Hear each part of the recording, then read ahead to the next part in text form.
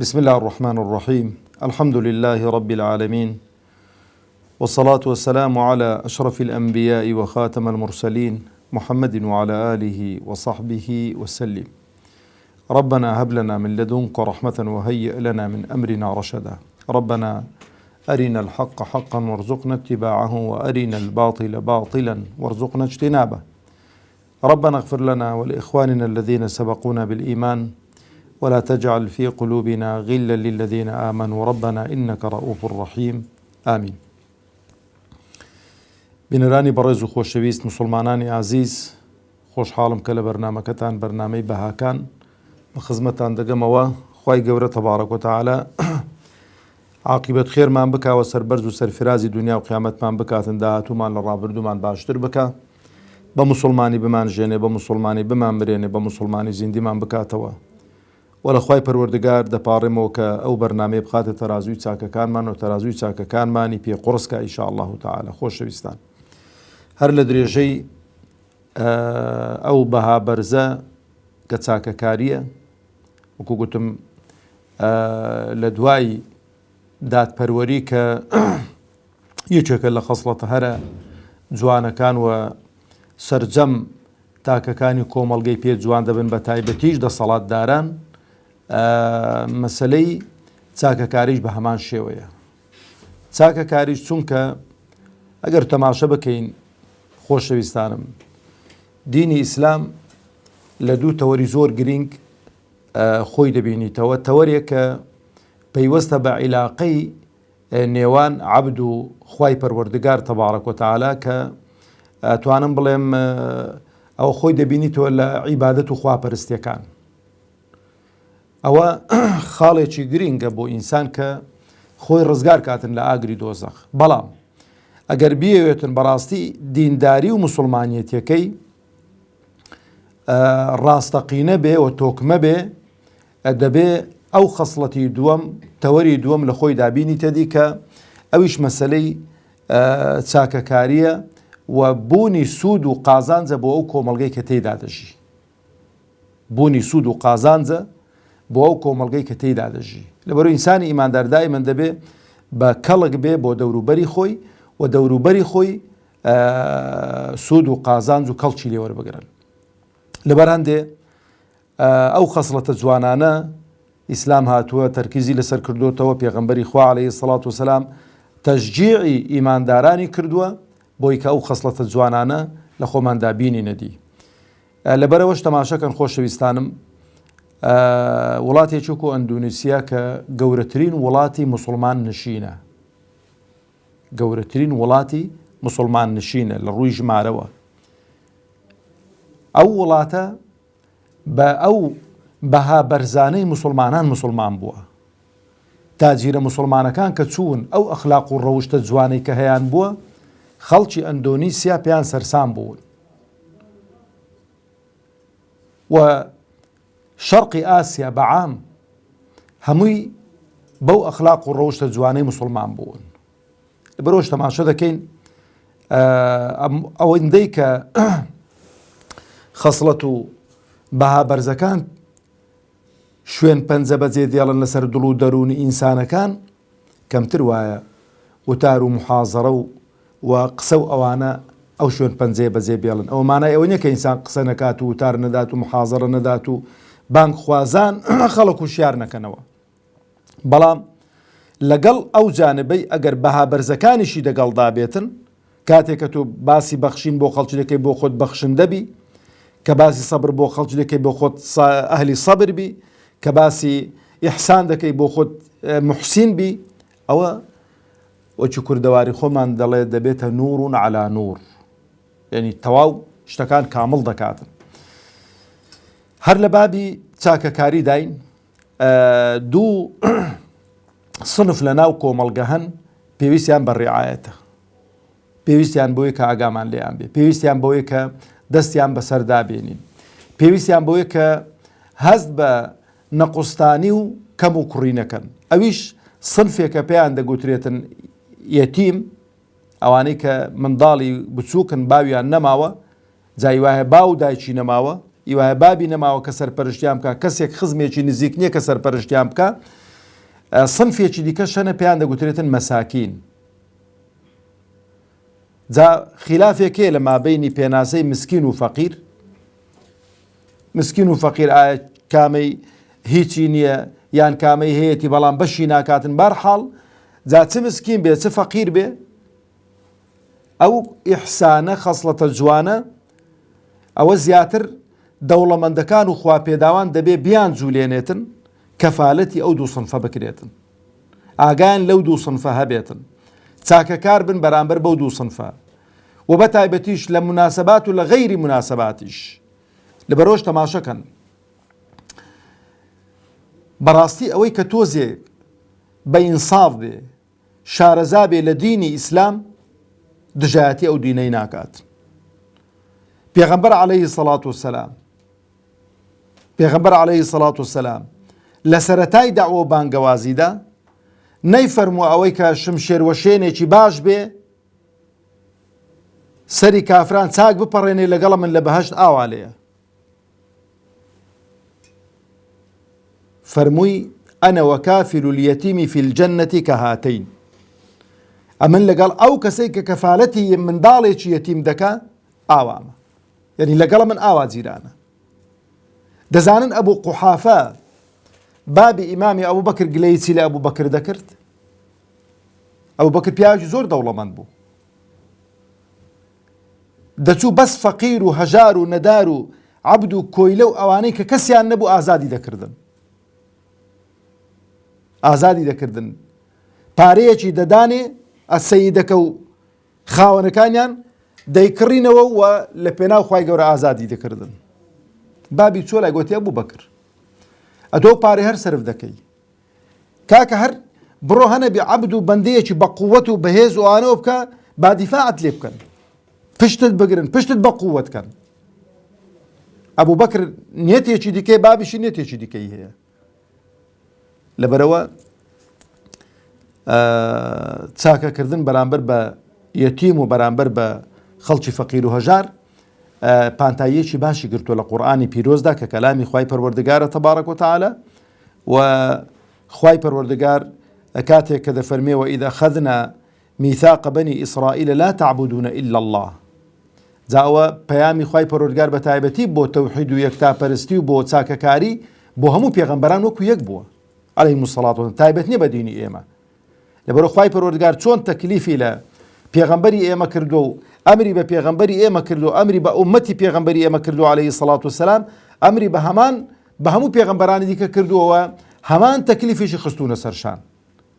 دەفەرمێ ئەلا تعبدوا إلا الله، هیچ خوایەک نەپەرستن غەیری ئەڵڵا نەبێتن. لەبەرەوە ئینسان هەر خوایەکی بپەرستی غەیری ئەڵڵا بەڕاستی مایەپووز دەردەچێتن، مایەپووز دەردەچێتن. و ئەو جا دەفەرمێ وەبیلوالیدەینی ئیحسانە، چاکەکار بن لەگەڵ دایک و باوکتان. ئەو جا دەفەرمێ وذی القوربى واليتامى والمساکین وقولوا للناس حسنا. ئەو جا خوای پەروەردگار دەفەرمێ لەگەڵ خزمەکانتان باش بن، چاک بن، و لەگەڵ یەتیمان باش بن، و لەگەڵ فەقیر و هەژاران باش بن، چاکەکار بن دەگەڵیان. وقولوا للناس حسنا، با گفتاریشتان شیرن بێ لەگەڵ خەڵکی، قسە ڕق مەبن، بە توانج مەبن، بە تعلیق مەبن، مناقەشە و وەچی کابرا گوتی گۆتە گۆتیان دەگەڵ مەکەن، دائیمەن با گفتار و هەڵسوکەوت و قسەتان شیرن و لە بابی چاکەکاری بێتن. ئەو جا دەفەرمێ تەماشەکەن و ئەقیموا الصەلاة، نوێژی خستۆتە دوای هەموو ئەو خەسڵەتە جوانانەی دیکە خوای پەروەردگار تەبارەک و تەعالە.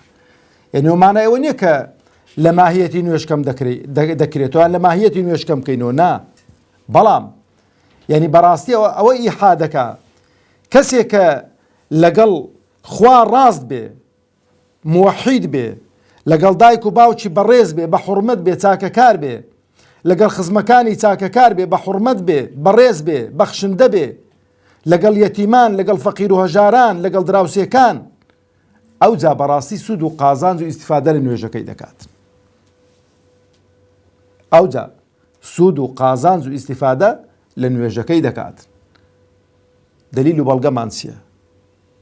پێغەمبەری خوا عەلەیهی سەڵات وسەلام لی دەپرسن دەفەرمونەی پێغەمبەری خوا ئافرەتێک بەردەوام بە ڕۆژووە یعنی زۆر ڕۆژوو دەگرێ زۆر زکر دەکا شەو نوێژی ناچن بەڵام تؤذی جارەها جیرانەکەی ئەزیەت دەدا فەرمووی هیە فی النار فەرمووی لە ناو ئاگری دۆزەخە تەماشەکە نەیگۆ مادام شەو نوێژان دەکا مادام بە ڕۆژوو دەبێ مادام زکر دەکا بە چ لە خەڵکی دەکا لێیان بکاتن تؤذی جارەها دیاریش نەکراوە چۆن ئەزیەتی جیرانەکەی داوە بۆی هەیە ئەزیەتەکە شتێکی بچووک بێ بۆشی هەیە شتێکی گەورە بێتن چاکە کار نییە لەگەڵ جیرانەکەی خۆی هەیە فی النار لە ناو ئاگری دۆزەخە جابرای عەزیزم ئەمن و تۆش غەیری من و تۆش ئەو تایبەت نییە بە ئافرەتان ئەو پیاوانەش کە ئەهلی زکرن ئەهلی فکرن ئەهلی دوعا و پارانەوە و شەو نوێژ و ڕۆژوو قورئان خوێندنن ئەزیەتی جیرانەکانیان بدەن لەسەر فتوای پێغەمبەری خوا عەلەیهی سەڵاتو وەسەلام دەفەرمێ هو فی النار لە ناو ئاگری دۆزەخ ما لم يتوب ئەگەر تۆبە نەکات بەڵام ئەگەر تۆبەی کرد و پەشیمان بۆوە قەرەبۆی ئەو خراپانە بکاتەوە کە بەرامبەر بە جیرانەکانیان کردو ئینشاءڵڵا خوای گەورە لێی خۆش دەبێت و غەفوور و ڕەحیمە. شتێکی زۆر مهم هەیە لەو جانبەیدا طبعاً چاکەکردن بەرامبەر بە یەتیم و بەرامبەر بە فەقیر و ئەوانە چەند بابی هەن یەکەمیانەوەی ئینسان کەفالەتیان بکا بۆ نمونە مانگانە شتێکیان بداتێ مانگانە شتێکیان بداتێ ینی بەسەرهاتی وا زۆرن کە لە شەیخێکم بیست لە وڵاتێکی دوورەوە پێغەمبەری خوا عەلەیهی سەڵاتو وەسەلام چۆتە خەوی کە پێی فەرمووە بڕۆ لە فڵانکە شوێنەی لە شوێنی گوندەکەشی پێگوتووە گەڕەکەکەشی پێگوتووە لە سعودیەی بڕۆ سەردانی فڵان کەسی بکە ئەهلی بەهەشتە کابرا پێی سەیر دەبێ خەوەکەی دەبینیتەوە دەچێتە عومرەی کە دەچێتە عومرەی خۆی دەکاتن دەپرسێ فڵان کەس لەو وڵاتەی چێ فڵان کەسی دەناسێ بەس فڵان کەس شوێنە لە کوێ پێ دەڵێن دوورە لە مەککە و مەدینە دەچێتە وێندەرێ پرسیار بە پرسیار دەچێتن تەماشای ماڵی کابرای دەدۆزیتەوە تەماشای دەکات کابراایکی سادە سیمای موسڵمانێکی مولتەزیمی پێوە نییە زۆری پێ سەیر دەبێ ئەو خەونە ئەویش دەڵێ کاکە وەڵڵاهی منە تۆ ناناسم بەسە من لێت ناشارمەوە خەوێکی ئاوان بینیوە بە تۆ دڵێ وەڵڵاهی من زۆر مولتەزم نیم هەتا بە عیباداتیشەوە ئەی کاکە سڕی ئەو خەوەی چێ پێم بڵێ دەڵێ وەڵڵا یەک شت هێگەر ئەوە بێتن دەڵێ چییە دەڵێت جیرانەکەمان وەفاتی کرد ئەو خێزانە و منداڵەکانی ماون کەس نەبوو سەرپەرشتیان بکات ئەمیش وعدم بەخوا داوتم خوایە هەرچەندەم بەخۆم هیچ کردەوە عەمەلێکی باشم نین زۆر مولتەزم نیم وعد بێتن هەموو سەرمانگان ئەو موچەی وەردەگرم دەیکەمە نیوە نیوە لەو ماڵ و منداڵی خۆم نیوەش لە بۆ ئەو ماڵی گوتی ئەوەیە ئەو جا کابراکە ئەو مژدەی پێدەدرێت تەوبەیەکی نەسوح دەکا و دەڵێن کابراکە لەگەڵیان ڕۆیشتووە لە بۆ عومرە بکاتن لێوێن دەرێ لە سوزدەدا وەفاتی کردووە کەواتە خۆشەویستانی خۆم ئەو پاداشتەی کە لە چاکەکاریدا هەیە نەک کەمتر نییە زۆر زیاترە لەو پاداشتەی کە لە بەندایەتی و عەبدایەتیەکی مابەینی تۆ و خوای پەروەردگاردا هەیە برەو کۆمەلگانەی کە ئەو سیفەت و ئەو خەسڵەتە جوانانەیان تا تێدا زەق دەبنەوە تێدا ڕەنگ دەدەنەوە بەرەکەت داوێنە هەموو ژیانی ئینسانەکان لەبەرەو تەماشەکە پیاوێک هاتە لای پێغەمبەری خوا عەلەیهی سەڵاتو وەسەلام فەرمێ پێغەمبەری خوا من دڵم ڕەقە دائیمەن هەست بە دڵڕەقی دەکەم زۆرن ئەوانە خەمبارم دڵڕەقم بێتاقەتم پێغەمبەر فەرمووی عەلەیهی سەڵاتو وەسەلام امسح رأس اليتيم وأطعم المسكين فەرمووی دەست وە سەری منداڵی یەتیم دابێنە و نانی فەقیر و هەژارانیش بدە. جا بە طەریقی ئەولا ئەگەر یەتیمەکە فەقیر و هەژار بێ دەبێ ئاگات لێ بێنانی ویش بدەی. بەس لێرانە چکە هەموو یەتیمێک فەقیر نییە، پێویستی بە هاوکاری مادی نییە، بەڵام پێویستی بە هاوکاری معنەویە، پێویستی بە خەسڵەتێکە کە چاکەکاری لەگەڵ بکەی لە بابی معنەویدا، مولاتەفەی بکەی، قسەی خۆشی لەگەڵ بکەی، دەستی بەسەردابێنی، سەری ماچکەی، ئیش و کارەکانیان بۆ جێبەجێکەی. ئەوە نیعمەتێکی گەورەیە و دەستە هەموو کەس ناکەوێ. ئەوە لە ڕیوایەتێکی دیکە دەهاتووە دەفەرمێ پیاوێک هاتە لای پێغەمبەری خوا عەلەیهی السەڵات وسەلام، تێی پێغەمبەری خوا دڵم زۆر ڕەقە فەقالە لەهو ئەتوحیب ئەن یەلینە قەلبوک وتدرك حاجەتەک، پێت خۆشە دڵت نەرم بێ و ئیش و کار و پێداویستەکانیشت بۆ جێبەجێ بن، چی هەیە پێی ناخۆش بێەوە؟ دەفەرمێ ئیڕحم اليەتیم، ڕەحم بە منداڵی یەتیم بکە، وەمسەح ڕەئسەهو، سەری مەسحکە، وەئەطعیمه، و نانی بدە، من طەعامک، یعنی ئەوەی کە بە خۆت دەیخۆی، ئەوەی بە خۆت دەبەری دەکەی، ئەوە بە خۆت دەپێی دەکەی بدە منداڵی یەتیمی، بدە یەتیمەکانیش. یەلین قەلبک وتدرك حاجەتەک، دڵت نەرم دەبێ و ئیش و کارەکە و پێداویستەکانیشت بۆ جێبەجێ دەبن.